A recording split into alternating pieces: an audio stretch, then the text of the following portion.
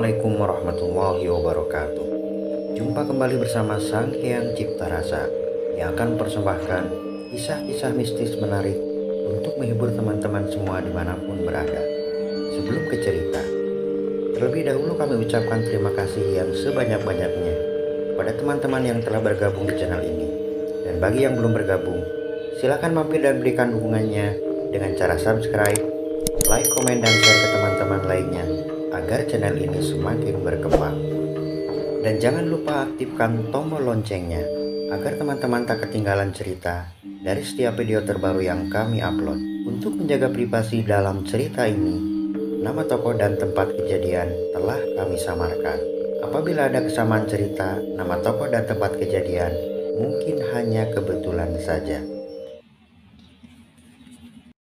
Musim hujan tiba.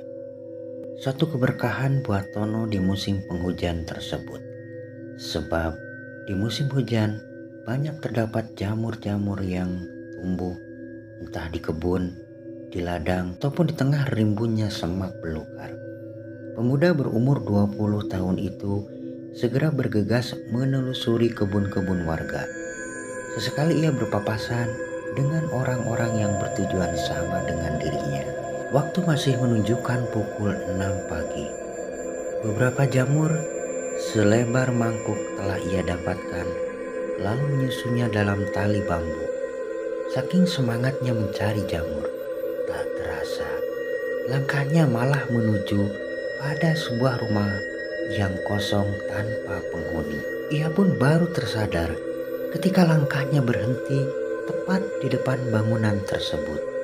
Ia pun tertegun. Sesaat diperhatikannya rumah kosong tersebut, nampak pintunya yang terbuka lebar. Beberapa perabotan tergeletak begitu saja dalam ruangan yang bisa dilihat dari luar. Bekas rumah siapa? Pikirnya. Dan lagi, rumah itu hanya satu-satunya di area perkebunan tersebut dan jauh dari pemukiman warga lainnya. Dan mengapa rumah itu dibiarkan kosong terbengkalai? Ragam pertanyaan berkecamuk dalam kepalanya. Namun, karena teringat akan jamur yang harus ia masak, ia pun bergegas meninggalkan tempat tersebut. Keesokan harinya, pagi-pagi sekali, ia telah berangkat dari rumahnya untuk mencari jamur.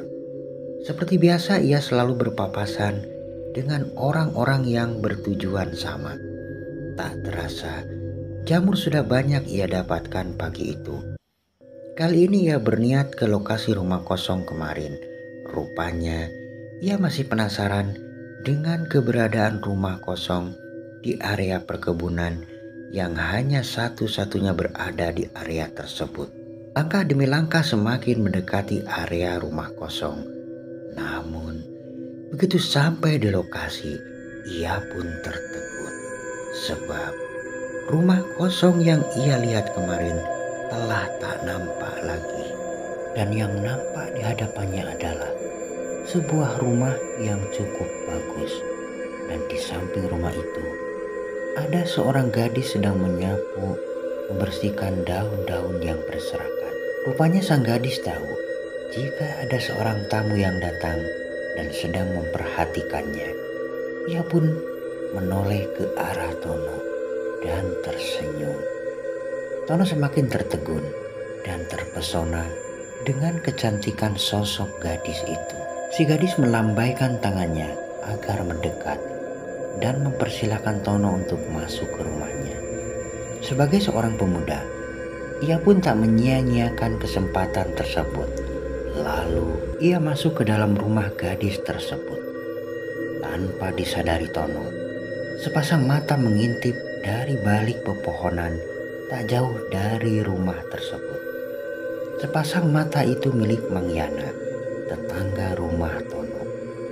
Kebetulan ia sedang mencari rumput untuk pakan ternaknya. Mang Yana tahu jika rumah kosong itu sangat angker. Lalu, untuk apa Tono masuk ke rumah kosong itu? Pikir Mang Yana. Ia tak melihat rumah bagus seperti yang Tono lihat. Yang tampak di hadapan Mang Yana adalah rumah kosong yang sangat angker, yang telah lama tak dihuni dan ditinggalkan pemiliknya. Entahlah apa yang terjadi dengan pemiliknya sehingga membiarkan rumah itu kosong terbengkalai. Namun karena harus memberi makan ternaknya dan bekerja di sawah, bergegas Mangyana berlalu dari tempat tersebut. Dan di sepanjang perjalanan pulang, ia bertanya-tanya dalam hatinya tentang maksud Tono ke rumah angkret tersebut. Cerita kembali ke Tono. Ia tak menyadari dengan siapa ia berhadapan. Si gadis cantik itu telah membutakan matanya. Bahkan ia sampai lupa waktu. Sosok gadis itu dengan ramahnya mengajak ngobrol Tono, seraya menyuguhkan aneka makanan kecil. Tono dijamu layaknya seorang tamu istimewa di rumah tersebut. Maklum pemuda kampung, dengan tanpa malu-malu ia melahap semua makanan dan minuman yang disuguhkan. Iseng Tono bertanya pada gadis itu tentang orang tuanya. Jawaban si gadis itu mengatakan jika orang tuanya sedang pergi dan baru akan pulang pada keesokan malamnya. Di rumah Tono, orang tua Tono panik sebab sampai pukul 4 sore Tono belum kembali ke rumah sejak pagi-pagi sekali ketika berangkat mencari jamur. Mangyana, tetangganya yang baru pulang dari sawah, ketika mendengar Tono belum pulang, segera menghampiri mereka, lalu menceritakan apa yang dilihatnya tentang Tono. Mendengar hal itu, orang tua Tono menjadi semakin cemas, sebab mereka mendengar dari orang-orang jika rumah kosong itu sangat angker. Lalu ayahnya Tono, Mangyana, ditemani seorang tetangga lainnya, bergegas menuju lokasi rumah kosong tersebut. Ketika mereka sampai di sana, dengan jelas mereka bertiga melihat Tono yang tengah asyik berpelukan dengan sosok perempuan yang sangat menyeramkan.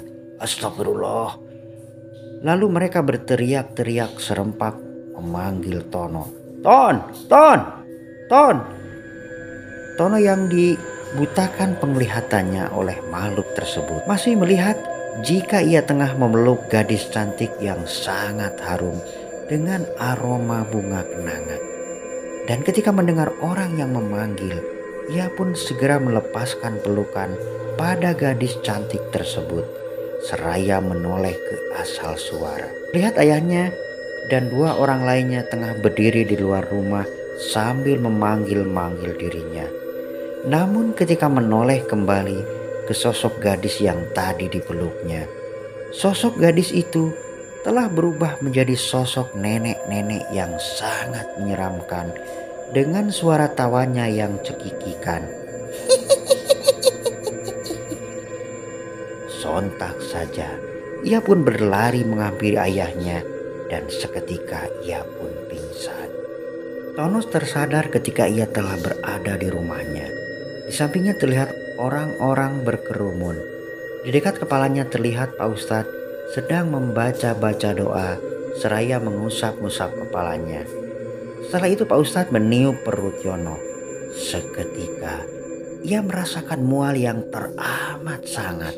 Lalu dari mulutnya Tono memuntahkan semua isi perutnya. Semua orang menutup hidung ketika mencium aroma busuk yang teramat sangat dari arah Tono.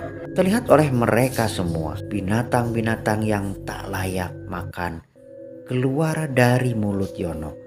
Sangat mengerikan dan menjijikkan sekali ya teman-teman. Setelah dibersihkan oleh Pak Ustadz, Tono akhirnya tertidur.